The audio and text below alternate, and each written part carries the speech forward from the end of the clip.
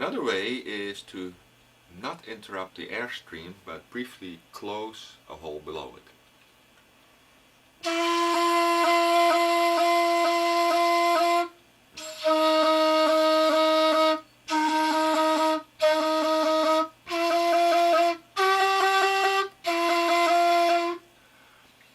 Also, it's possible to briefly open a hole above it.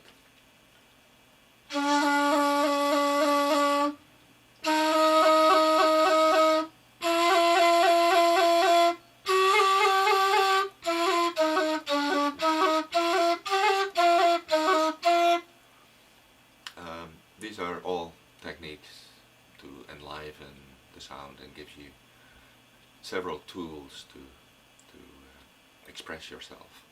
So opening the hole above it is very common in sequences called tahrir. When you sing it, something like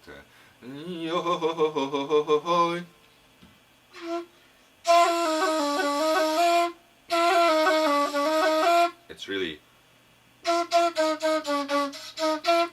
and this is notated by two notes with a little circle above or below it. Now let's continue and going from one note to another that are not the same but that are a step apart. So let's go up first. So what is there to say? You might think I just opened the hole. Well, if I don't do anything else, I still have a choice. Open it fast or slow. That's fast. And that's slow. It sounds different.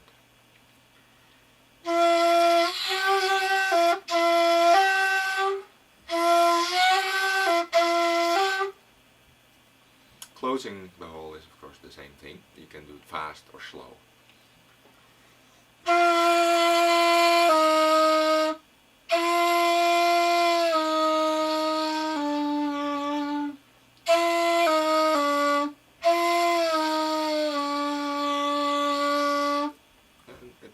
Gives a different expression.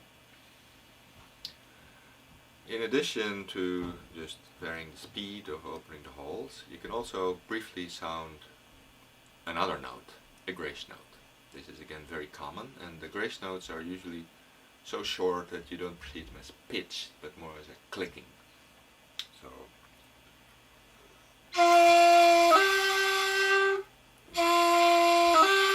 in slow motion, that is the note below it or the note above it.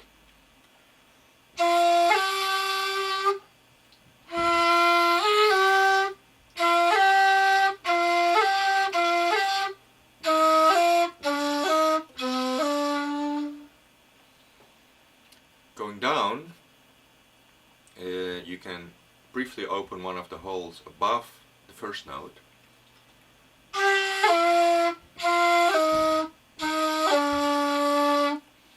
And in theory you could also briefly play the note below it, but it's never done.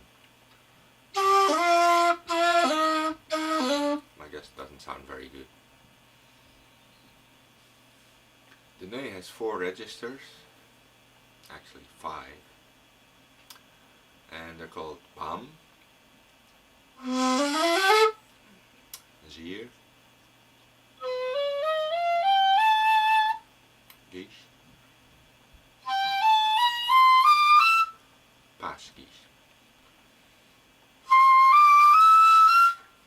And the 5th one, never seen a name for it. Let's call it paskies. Just 2 notes of them play on most nays. So the bam goes from C to A.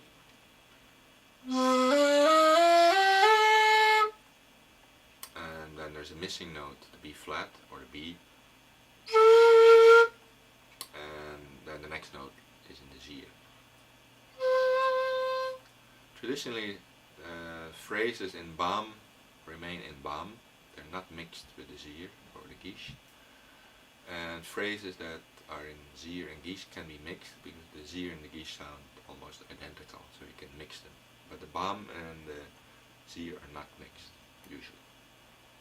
So zeer and geesh. Here's zeer. And the two highest notes of the zeer are the same as the two lowest notes of the geesh.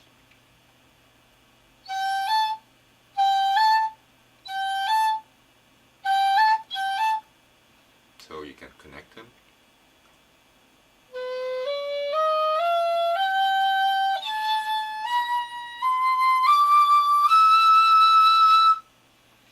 For the high E in the geesh, theoretically the fingering should be like this.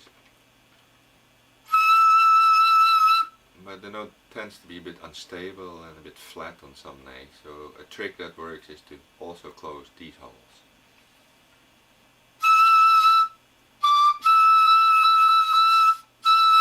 Tends to stabilize it and brings the pitch up a little bit and more in tune on some nails. Pass keys is really used only for one note, the high F, above that E.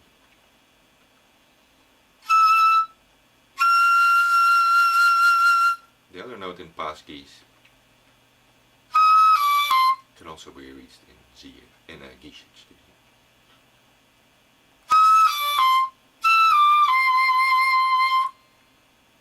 The F in pass keys tends to be quite flat.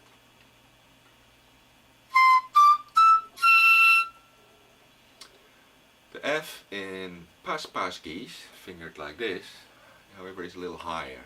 So I actually sometimes use that one instead of the pass keys for the high F.